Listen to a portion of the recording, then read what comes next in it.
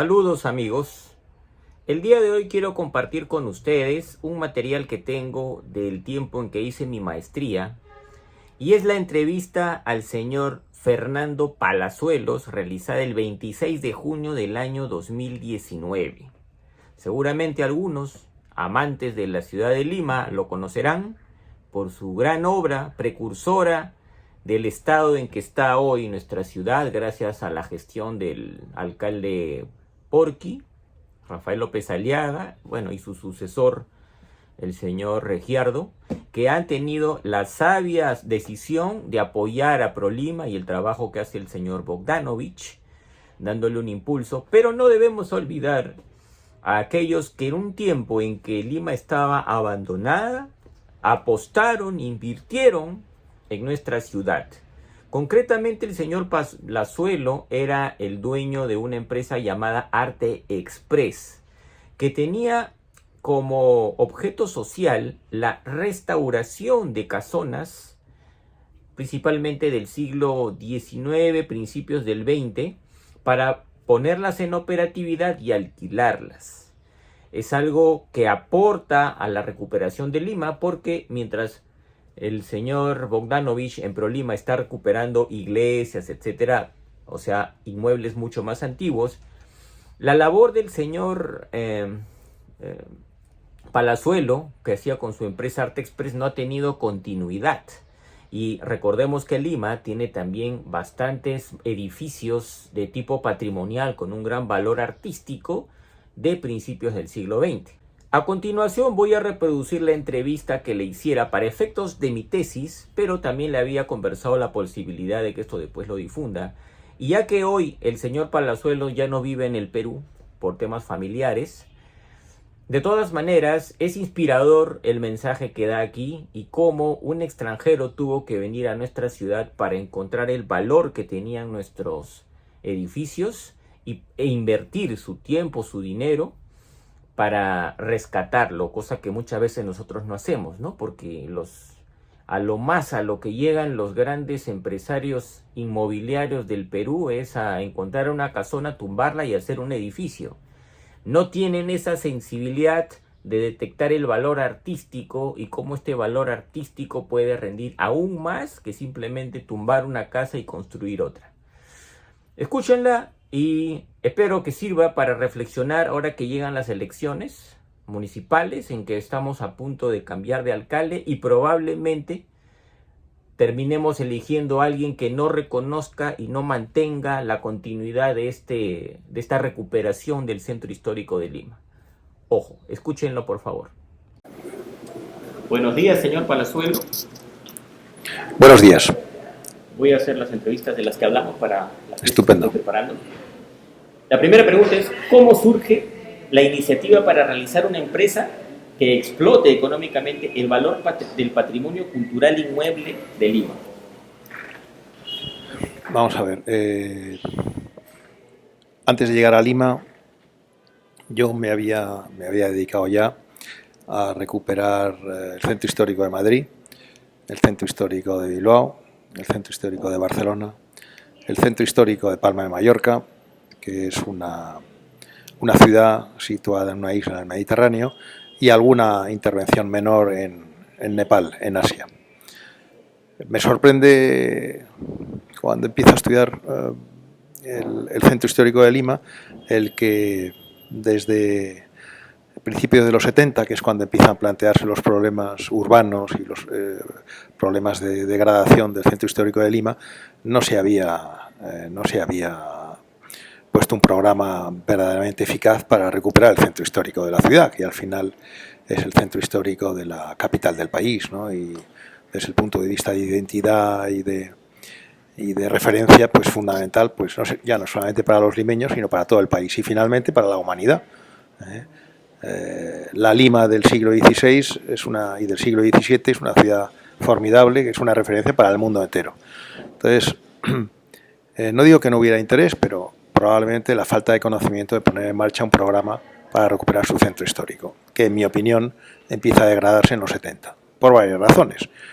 Por la obsesión del mundo en parecerse a los norteamericanos, a la vida al modelo de vida norteamericano. Eso hace que mucha gente abandone el centro histórico, no solamente en Lima, sino en el mundo entero, pero en general en el mundo entero los programas y los proyectos de recuperación fueron eficaces ya a partir de los 70-80. Sin embargo, en Lima, pues casi 50 años más tarde, seguía el centro histórico a la deriva. Es importante, siempre por respeto a la historia y a la memoria, el alcalde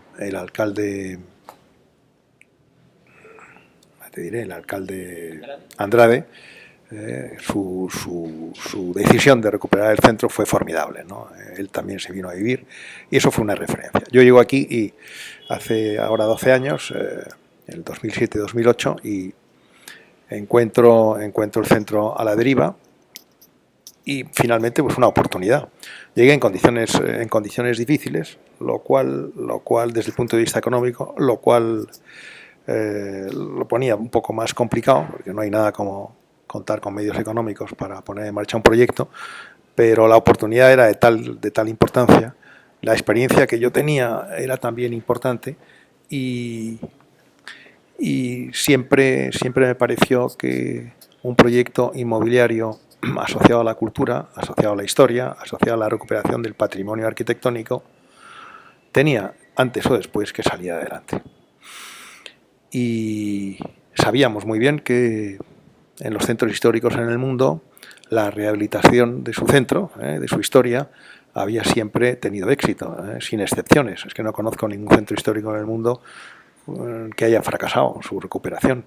Ahí tenemos los ejemplos más formidables, como son las ciudades italianas, Roma, Florencia y Venecia, pero ahí tenemos París, Londres y en fin, grandes ciudades europeas que han recuperado, han cuidado su centro histórico e inmediatamente después han generado puestos de trabajo, la gente ha ido a vivir, las empresas han vuelto, el turismo ha sido siempre manteniendo un crecimiento formidable. Es decir, cuando uno observas el mundo y ves lo que ha ocurrido fuera, pues piensas que antes o después tiene que ocurrir en una ciudad como Lima, que no hay razón para que se comporte de diferente forma, ¿no? Y bueno, pues ahí empezamos a decir, la recuperación de un centro histórico tiene muchas patas, ¿no? Lo primero que necesitas es un apoyo institucional, necesitas un apoyo jurídico, necesitas instrumentos urbanísticos, inversión en infraestructura. La verdad es que en estos años hemos tenido poco apoyo de las instituciones, del Estado, de la municipalidad, en fin, gobierno regional. Siempre me ha sorprendido el poco interés que había por recuperar el origen de esta ciudad, ¿no? Es una cosa que sigo todavía sin encontrar las respuestas, ¿no? ¿Por qué el limeño tiene tan poco interés? Siempre hay excepciones, ¿no? Siempre hay generaciones, no digo que todos, pero en general la gran mayoría es un poco independiente, si son clases altas, si es burguesía o si es clase media, media baja, en general, en todos ellos, en estos 12 años que llevo aquí, el poquísimo interés por sacar adelante el centro histórico de la ciudad. Y a nivel institucional también, y a nivel de grandes empresas pues también, ¿no? Lo único que he visto aquí es un abandono progresivo de las grandes instituciones privadas, ¿no? El Estado se ha mantenido en el centro, pero los bancos, las compañías de seguros o, en fin, organizaciones que están un poco a caballo entre lo privado y lo público, pues también se han marchado, ¿no? Aquí pues ha quedado el Club Nacional, aquí quedaba el Banco de Crédito, que se acaba de marchar también. Hasta ahora quedaba la Bolsa de Valores, que es una institución importante, que también ha anunciado que se marcha. Y aparte de eso, pues el Estado. Pero nada más. Ya ha dejado de vivir. Dejó de vivir las grandes familias en el Paseo Colón y también ya a nivel individual.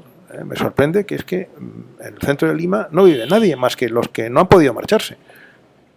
No han podido marcharse porque no han encontrado cómo reponer su vivienda en algún otro barrio, ¿no?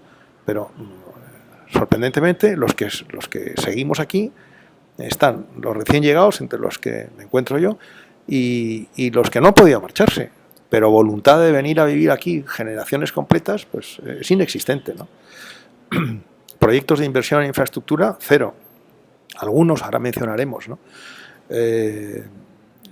Hay algún comercio, es decir, indudablemente la calle Girón de la Unión es un ramal es una vértebra comercial formidable, pero de degradación del patrimonio histórico, porque excepto Ripley, el antiguo Palau Concert, y excepto la antigua Casa Wells, que son comercios, en uno se vende pollo y hamburguesas y en el otro se vende ropa, el resto del comercio de Girón de la Unión no ayuda para nada a la recuperación del patrimonio histórico, degrada aún más. O sea, es una colección de casonas que están todas degradadas en su planta primera y el resto está vacío y cayéndose y en ruinas.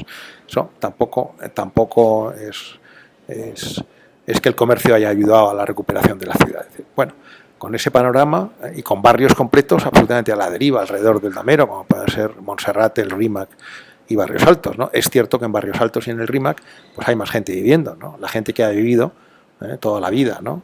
Yo muchas veces me planteo que si hubieran podido salir, si se les hubiera ofrecido a nivel institucional viviendas del Estado, se hubieran marchado casi todos, porque en el fondo lo han pasado muy mal y el comercio excesivo y los almacenes y la delincuencia pues les ha hecho en estos años vivir muy incómodo, ¿no? Entonces, bueno, frente a todos esos factores negativos, sí, como veníamos con una experiencia y con el convencimiento de que esto lo íbamos a sacar adelante, pues sí creímos que esto podía ser real, ¿no? Y empezamos con el primer edificio, el edificio Italia,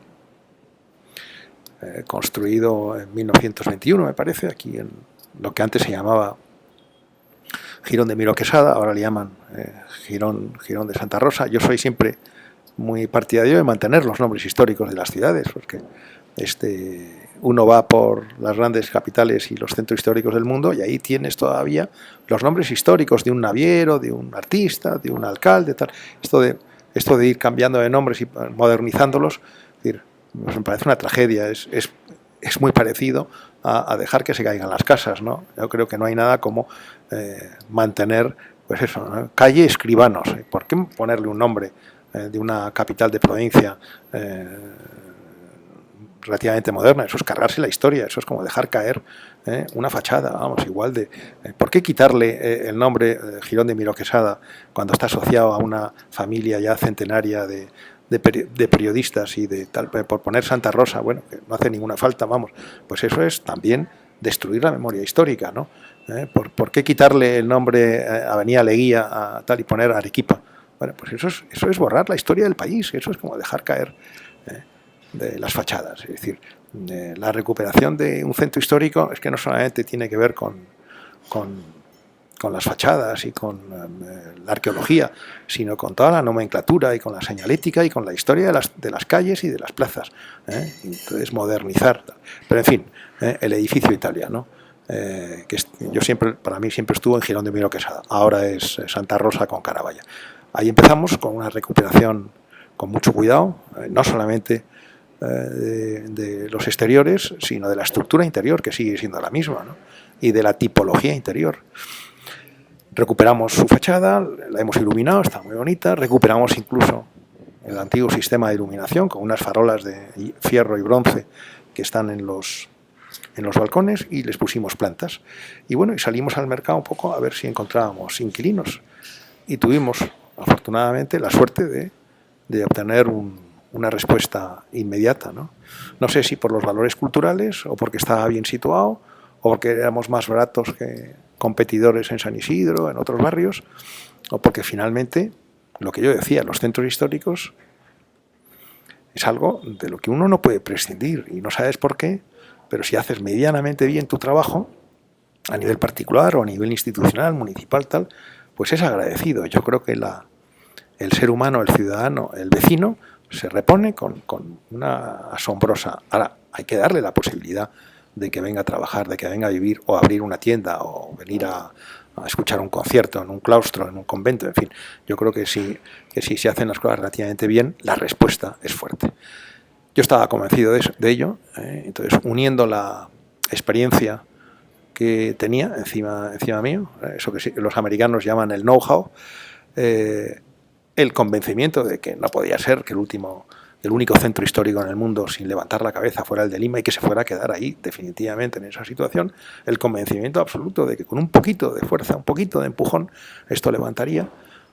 Y finalmente, bueno, pues eso que se llama sentarse a dialogar con el riesgo de llegar a un territorio, el centro histórico de Lima, que llevaba casi 50 años a la deriva, el riesgo de creer que le podíamos dar la vuelta, ¿no?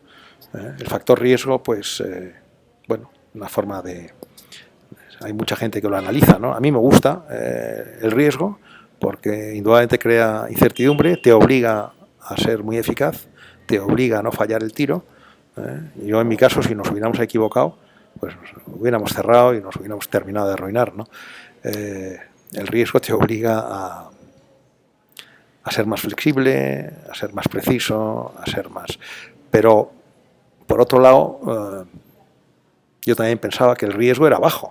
No podía ser que el centro histórico más extenso, más profundo del continente americano no se fuera a levantar nunca, ¿no? Con lo cual yo casi estaba convencido de que el riesgo era bajo, aún a pesar de lo que me decían un poco en otros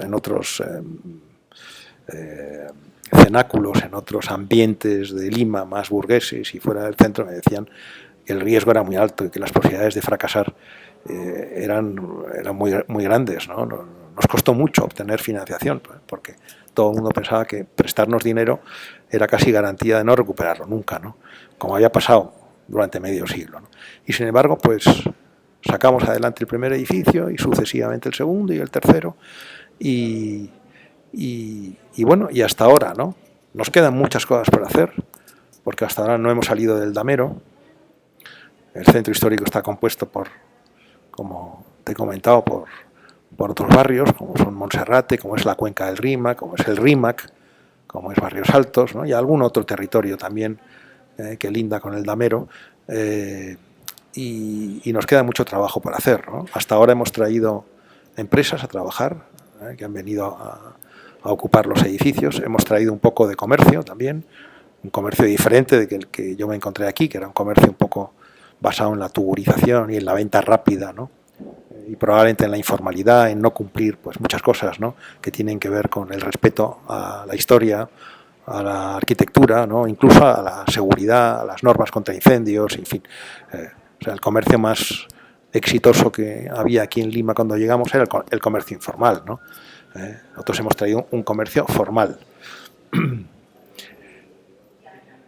Entonces, además de oficinas, hemos traído un comercio. Además de oficinas y comercio, hemos traído un proyecto cultural, porque, como te comentaba, es inconcebible la recuperación de un centro histórico sin un proyecto cultural, ¿no? Como hoy por hoy, pues, es flojo, aunque tengo que reconocer que hay instituciones como es la Casona Inca Garcilaso, ¿no? del Ministerio de Asuntos de Relaciones Exteriores, o como es bueno, el programa cultural del Banco Central de Reserva, o como es, en fin, en la Riva de Agüero, ¿no? Pues, bueno, menos mal, ¿no? Que están ahí, ¿no? También estaban los ciclos de cine de la Casona San Marcos.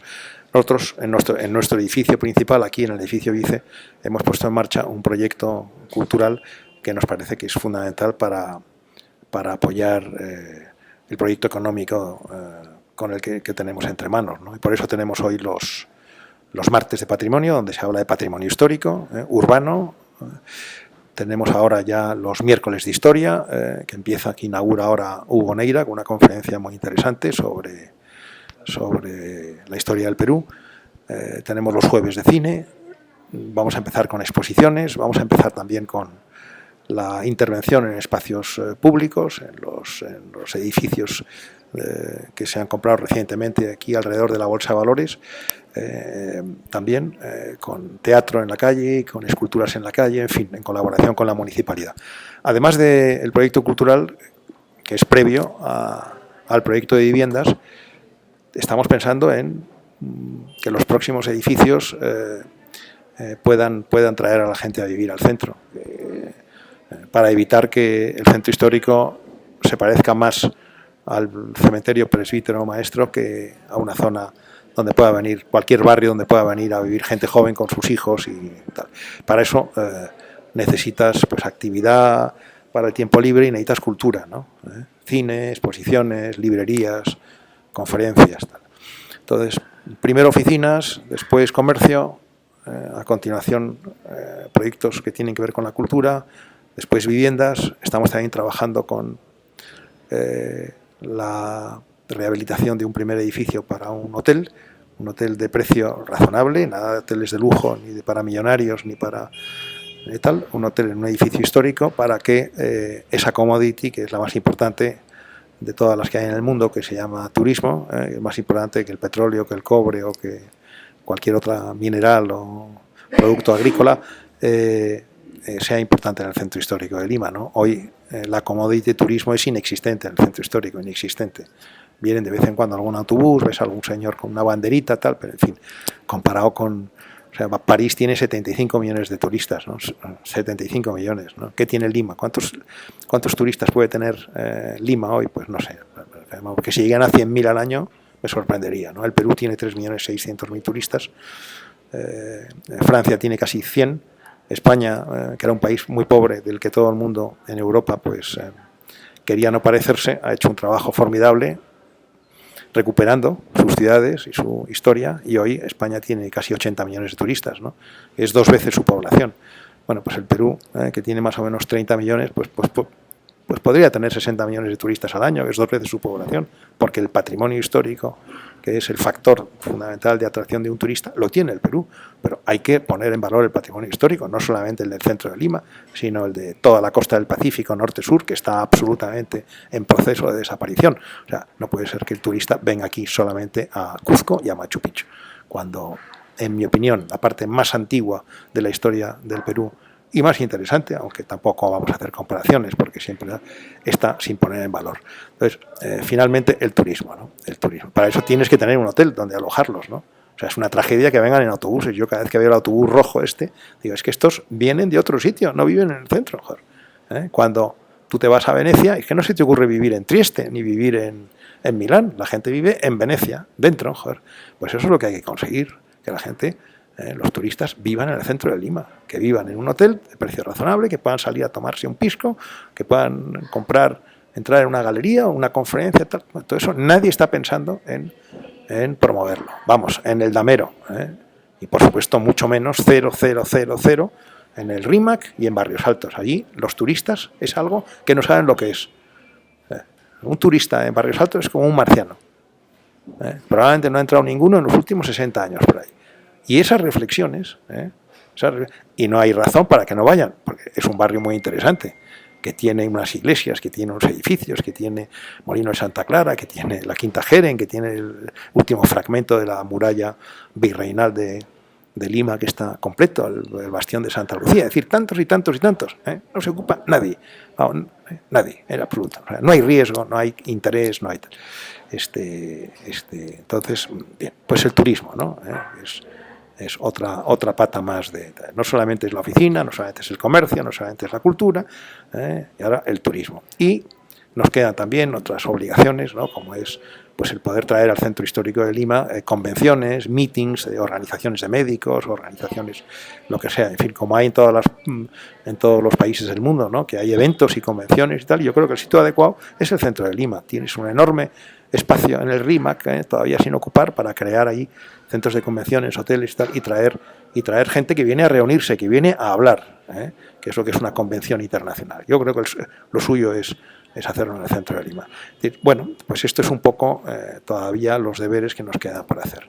Te he contado un poco las razones por las que pensábamos que podíamos tener éxito, te he descrito un poco qué es lo que estamos haciendo y finalmente termino con los proyectos de futuro de la compañía, ¿no?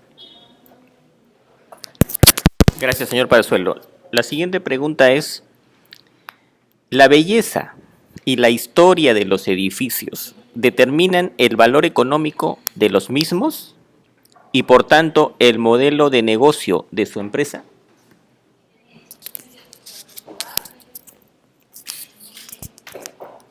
Vamos a ver, la belleza, o sea, más que la belleza,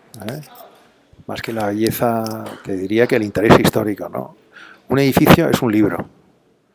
O sea, hay partes de la historia de un país o de una ciudad que no son bellos, son trágicos, ¿no? Son trágicos. O sea, no todos los edificios históricos son bellos.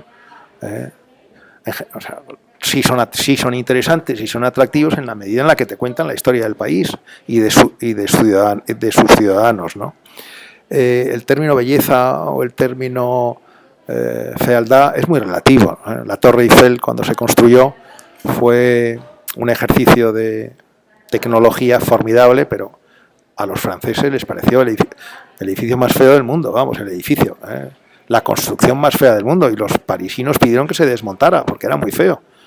Y sin embargo, ha pasado el tiempo y hoy lo consideramos muy bonito. Yo no sé si realmente es bonito o no, pero lo que sí es representativo de toda la industria francesa de finales del siglo XIX, y de las exposiciones universales, y lo que es finalmente es interesante. Es interesante desde el punto de vista histórico, ¿no? Entonces, belleza o no belleza, no creo que sea lo más adecuado. Yo los edificios me parecen más o menos atractivos en función de que sean representativos de la historia del país, ¿no?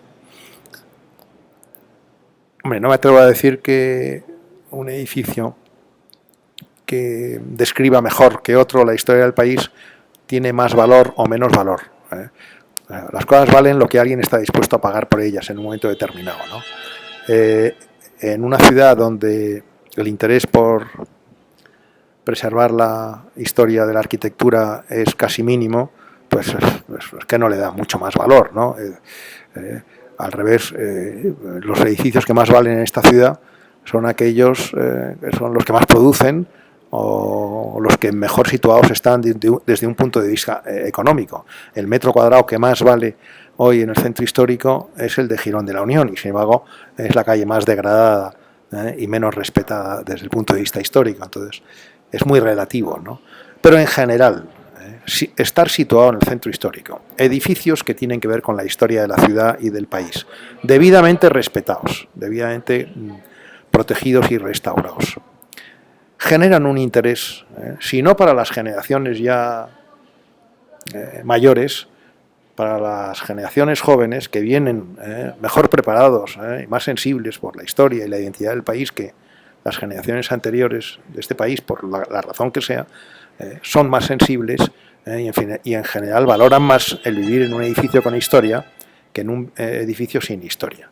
Las generaciones que han protagonizado los 60, los 70 y los 80 en este país, por la razón que sea, no sé si por la inestabilidad, lo que han sufrido, lo que han perdido, en general están un poco hartos de su historia. Las nuevas generaciones son las que, tengo que decir, que más interés tienen por la historia del país y más sensibles son con que eso se respete. Con que eso se respete. Entonces sí estoy notando mucho más interés por trabajar o vivir en un edificio histórico ahora que hace 15 años o 12 años cuando yo llegué aquí, ¿no? Con lo cual, pues en general los inquilinos de los edificios que ha restaurado Artespress en general están todos muy contentos en trabajar, poder entrar por una escalera que tiene bronce o que tiene mármol o que tiene una inscripción del arquitecto de la compañía que lo construyó hace un siglo, ¿no?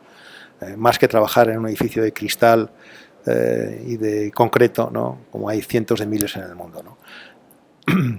Eso en cuanto a los que entramos en los edificios, a los que entráis. Por otro lado, desde un punto de vista económico, en general los centros históricos en el mundo son más recurrentes, están un poco más blindados a las crisis económicas. Cuando las recientes crisis económicas de los últimos 40 años en el mundo occidental han afectado más a la periferia de las ciudades que a los centros históricos. Estoy hablando en el mundo en general, ¿no? La última crisis, que es la del 2008, cuando se caen todas las acciones en la bolsa de Nueva York, y, en fin, tema de las hipotecas, y cuando caen un poco todas las instituciones en Europa y en Estados Unidos, la gran crisis del año 2008 que no le afectó al Perú. Las ciudades, las grandes ciudades del mundo occidental, europeas y norteamericanas, quedaron muy afectadas. Pero los centros históricos, el centro de Londres, el centro de París, el centro de Barcelona, el centro de Madrid, quedó mucho menos afectado. Y no te digo ya Roma o Florencia o Venecia. Siguieron teniendo los mismos turistas y los hoteles estaban casi igual de llenos. Entonces, con eso te quiero comentar que desde un punto de vista económico o inmobiliario, en los centros históricos que se restauran, los ciclos afectan menos. Puedo acabar diciendo que son menos cíclicos y más recurrentes. A tu pregunta de cómo relacionar la recuperación de un centro histórico con la economía, te contesto que la recuperación de la historia, finalmente, aún sorprendiendo a mucha gente aquí en el Perú y en Lima, es muy positivo desde el punto de vista económico. Puedo acabar diciendo que incluso es un buen negocio, de largo plazo, medio y largo plazo.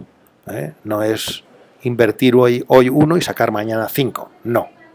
Estas cosas llevan tiempo. Recuperar un centro histórico lleva tiempo. Y convertirlo en un ejercicio de creación de valor económico, de valor social, puestos de trabajo, de atracción de personas, de una inmigración, ¿no?, de instituciones y de personas, se acaba produciendo siempre en el mundo. Y supongo que en el Centro Histórico de Lima ya lo estamos viendo, se está produciendo, hay otra mirada ya, hay otra mirada en el país y en la ciudad sobre el Centro Histórico de Lima. Las instituciones finalmente se vieron ya en movimiento con inversión en infraestructura, es decir, el Metropolitano no deja de ser una red de transporte público que no había. Esta era la única ciudad del mundo donde la única ciudad del mundo que yo conocía donde no había transporte público, era todo privado y peligrosísimo. Bueno, pues finalmente es transporte público del conjunto metropolitano. Pero al centro de Lima le ha ayudado muchísimo.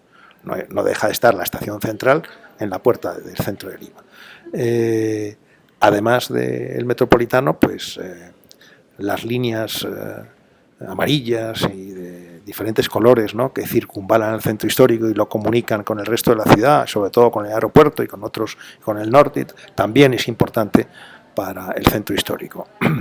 Finalmente, los proyectos ahora que me consta que el nuevo alcalde tiene entre manos, como es la iluminación, como es más fibra óptica, como es más el subterráneo, la nueva línea del metro, el subterráneo, que también va a llegar al centro histórico, todo eso se llama inversión en infraestructura y todo eso es muy importante para el futuro del centro histórico. Con esto te quiero decir que finalmente, por primera vez, además del alcalde Andrade, que el pobre hizo lo que pudo, ¿no?, contra el gobierno, contra la presidencia de la República y que, en fin, no tuvo ningún apoyo y no te digo que se quedara en nada, porque yo no le conocí, yo no estaba aquí en el Perú, pero no deja de ser el gran héroe, el que intentó la recuperación del centro histórico de Lima y cayó víctima de tantos y tantos enemigos, no deja de ser el primer movimiento y por eso nos tenemos que acordar siempre de él.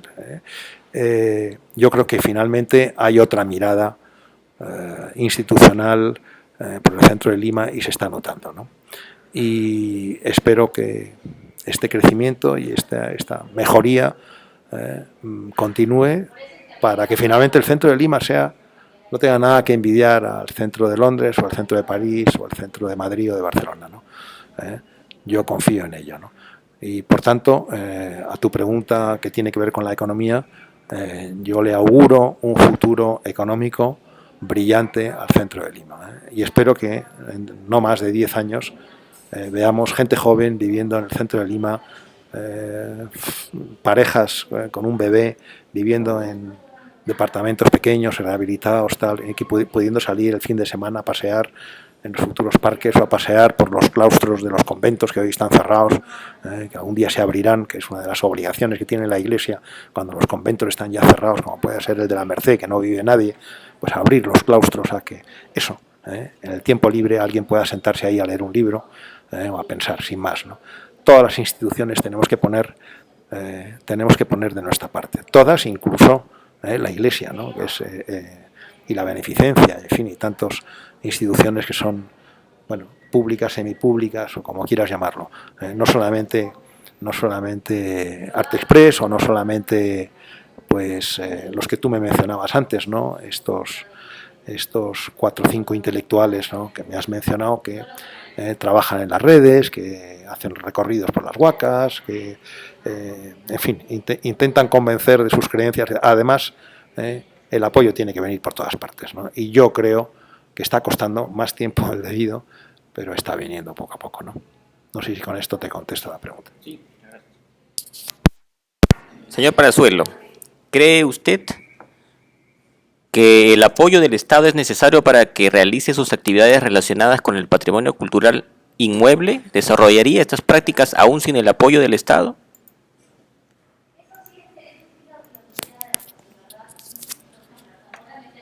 Bueno, a ver, me sorprende un poco esa pregunta. Nosotros hasta el momento no hemos tenido ningún apoyo del Estado, ¿no? Yo he trabajado en centros históricos en el mundo, ¿no? Hoy estoy trabajando estamos recuperando, el mayor proyecto es la recuperación del centro histórico de Detroit. He hecho el centro histórico de Madrid, de Bilbao, de Barcelona, en el Mediterráneo, en varios sitios, y siempre he tenido el apoyo del Estado.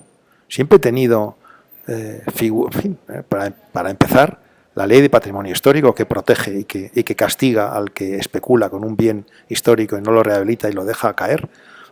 Pues aquí no he visto la ley de patrimonio monumental histórico aplicarse. En otros lugares del mundo hay figuras urbanísticas que resuelven muchos problemas para poder rehabilitar un monumento que aquí son inexistentes, ¿no? En otros países, cuando uno rehabilita una fachada, que es monumento, recibe una subvención o recibe un crédito blando, es a un interés, es la mitad, la tercera parte de lo que cobra un banco, porque uno está haciendo algo que no es construir departamentos y venderlos al día siguiente, como ocurre en el resto de la ciudad. Haces algo a largo plazo que te cuesta más dinero, que te lleva más tiempo y que tiene además una implicación y unas consecuencias en la identidad de la ciudad, de la calle, de la plaza. Bueno, pues eso tiene que estar ayudado, ¿no? Porque es menos rentable, claro. Entonces, te dan un crédito blando, te dan una subvención. Cuando rehabilitas un patio, cuando el patio de tu casa, de la casona, lo tienes abierto y lo tienes con flores. Ahí yo recuerdo en Palma de Mallorca, todo el que abría su patio lo restauraba y lo tenía además bonito con flores, tenía una subvención de la municipalidad. Te quitaban determinados impuestos, pues a veces te quitaban el predial, estaban los monumentos exento de predial, o en las transmisiones entre padres e hijos en las sucesiones totalmente exento de impuestos. Yo aquí no he visto nada de eso, pero nada. Entonces, apoyo del Estado, cero. O sea, y sin embargo nosotros somos el principal contribuyente del Estado en el centro de Lima. Nosotros somos el principal sujeto pasivo, o sea, pagador de impuesto predial. El que más impuesto predial paga de todo el centro histórico es Arte Express. El que más arbitrios paga de todo el centro histórico de Lima es Arte Express. El que más alcabalas paga de todo el centro histórico de Lima es Arte Express. El que más electricidad le paga a Edelnor de todo el centro histórico de Lima es Arte Express. Entonces, a tu pregunta de si continuaríamos, si desarrollaríamos un proyecto sin el apoyo del Estado, te contesto, lo hemos realizado sin el apoyo del Estado, y el Estado, en sus diferentes ministerios o compañías o monopolios, debería estar muy agradecido a Arte Express porque ha sido su mayor contribuyente.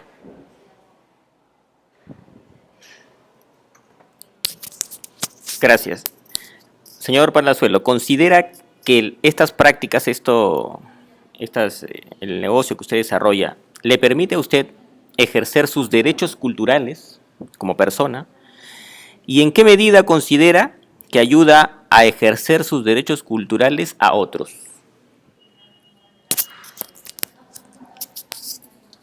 A ver, yo lo de los derechos culturales no lo he entendido bien, ¿no? Para empezar, tendríamos que ver qué son derechos culturales. Tendríamos que ir a definir la palabra cultura. ¿Qué es la cultura? Para mí la cultura tiene dos acepciones, ¿no? Cultura en cuanto conjunto de manifestaciones, costumbres, formas de ser, de manifestarse de un pueblo. Pues hablamos de cultura francesa. O de cultura griega, ¿no? Pues es arquitectura, es el idioma, es la forma de ser, de construir barcos, de hacer esculturas, es decir, el idioma. Entonces, cultura en cuanto identidad de un pueblo. Y después tenemos la otra palabra, la otra acepción, que es la que más utilizamos así, que es bueno, pues cultura es una serie de conocimientos que no son los prácticos. O sea, el herrero que suelda, eso no es cultura. Eso no es cultura. El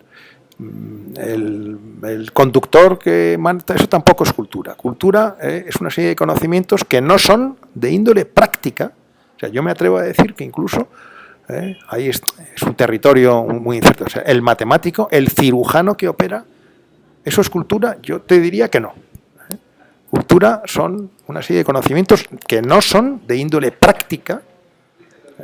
Pues es la música, es el arte, la arquitectura, son esos conocimientos. Entonces, yo derechos a la cultura no acabo de entenderlos.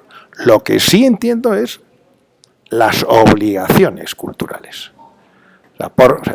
Yo los derechos a la cultura, vamos, no discuto que no se tengan, ¿no? Pero hombre, lo que sí hay es derecho a la educación, derecho a ser educado, derecho a ser formado. Creo que en un ciudadano lo más importante es que una vez que vienes al mundo, pues tienes derecho a que tu familia te eduque y tienes derecho a que tu familia o tu entorno municipal o nacional te suministre una formación. A partir de ahí, volvemos a la cultura. La cultura hay que protegerla. La cultura histórica hay una obligación de protegerla. Derecho a la cultura no lo acabo de entender. Es decir, derecho a estudiar música, a escuchar música. Bueno, si alguien quiere escuchar música, indudablemente hay obligación de permitirle que escuche música. O que se convierta en un pintor o en un escritor, ¿no? Pero desde un punto de vista estricto, vuelvo a repetir, hay dos acepciones: la cultura como ese conjunto de señas y de códigos de identidad de un pueblo, de una nación, y ese tipo de conocimiento que no es el práctico. Mi padre decía que la cultura es todo aquello que te queda después de haber estudiado durante muchos años, ese pozo, una vez que se te ha olvidado el detalle, te queda un pozo entre el olvido y el no olvido, que se llama cultura. Es decir, la diferencia entre un hombre culto y un hombre inculto no es que sea un buen profesional en el banco donde trabaja o un buen cirujano, es esa otra cosa, que es un pozo que se va acumulando, que tiene que ver con tu comportamiento, tu forma de respetar, tu forma de saludar. Hablen de lo que te hablen, tienes una idea, si te hablan, pues no sé, de la batalla de Salamina o de Fidias, saber que perteneció a un pueblo que estaba en el Mediterráneo oriental, más o menos en el siglo IV, V, orientarte. Eso es un hombre culto. No hay que ser un sábelo-todo, ni tener fórmulas, ni saber la página en la que tal. No, eso es... Entonces, ese tipo de conocimientos hay que protegerlos. Entonces, yo no acabo de entender la expresión derecho a la cultura, y sí entiendo muy bien la obligación de respetar la cultura de un país, de un pueblo, de una ciudad. Y eso parte de las instituciones, sobre todo, de las instituciones, y después de todos los ciudadanos, ¿no? O sea, la cultura es una obligación. La casa de tu abuela, o la hacienda o tal, tú no la debes de destruir. Hay una obligación de cuidarlo, porque eso, aunque puedas pensar que es tuyo, en realidad un edificio histórico es de todos, y por tanto tú tienes una obligación más que un derecho. Yo el derecho a la cultura es una expresión que no entiendo. No sé a qué dos acepciones de la cultura se refiere. Derecho a la cultura, sí, al conjunto de señas y de códigos de identidad de un pueblo, o a ese conocimiento que no es el práctico, que no es el que te produce dinero, no es el que te permite ser cirujano, ser matemático, ser economista, es eso que tiene que ver con el conocimiento y tal. Entonces, derecho a la cultura no lo acabo de entender. Lo que sí entiendo muy claro es la obligación de respetar la cultura, tanto como identidad de un pueblo, como las manifestaciones culturales que producen placer, que producen serenidad y que mejoran el estado de ánimo, ¿no? Como es ir a un museo, escuchar un concierto o leer un libro, ¿no? Eso es una obligación. Derecho a leer, derecho a escuchar un concierto de Beethoven, derecho a pasear por el centro histórico y ver las fachadas y la historia de tu país restaurado, pues supongo que también hay derecho a eso, pero me parece más importante la obligación de respetarlo, más que el derecho a disfrutarlo, ¿no? Pero yo no creo que a nadie, yo no creo que en el Perú se le discuta a nadie el derecho a disfrutar de la cultura. O sea, yo lo que veo que en Lima y en el Perú hay una falta de conciencia de la obligación de respetar la cultura. Pero yo no he visto a nadie al que se le discuta el derecho a acceder a la cultura. Es que yo no lo he visto. Nosotros tenemos aquí 3 veces a la semana eventos culturales y a nadie se le impide venir. La tragedia es la falta de interés y por eso vienen poco. Y por eso vienen poco. Uno lo ve con las películas en el cine. Las películas que tienen éxito son películas culturalmente muy pobres. Y cuando hay alguna película que culturalmente tiene mucho interés, un tema histórico y tal, a los 3 días la han quitado. Porque el interés por la cultura es cero, pero a nadie se le impide. Yo no he visto a nadie que se le impida entrar en un museo. Sin embargo, los museos en esta ciudad son inexistentes. En todas las ciudades del mundo y los países del mundo está el Museo Nacional, el British, el Louvre, el tal. ¿Aquí dónde está ese museo? No existe porque no hay interés. Yo voy con mucha frecuencia al Mali y con mucha frecuencia a las Huacas y a los tal, y es que no veo gente. Y sin embargo, lo que hay un formidable interés aquí en esta ciudad es por ir al Jockey o ir al Larcomar. Están llenos. Pero ¿quién va al Museo Larco? Nadie. Los extranjeros. Entonces, yo no creo, francamente, que el derecho a la cultura hoy sea un factor para llevarnos las manos a la cabeza. Lo que nos tenemos que llevar a las manos a la cabeza es la falta de conciencia de la obligación de respetar y de poner la cultura a disposición de quien pueda tener interés. Pero no creo que aquí a nadie se le haya discutido el acceso a un museo o a comprar un libro o a ir a un concierto. Está lleno de conciertos, está lleno de programas culturales, la ciudad está lleno de exposiciones y la gente acude muy poco. Muchas gracias, señor Palazuelo.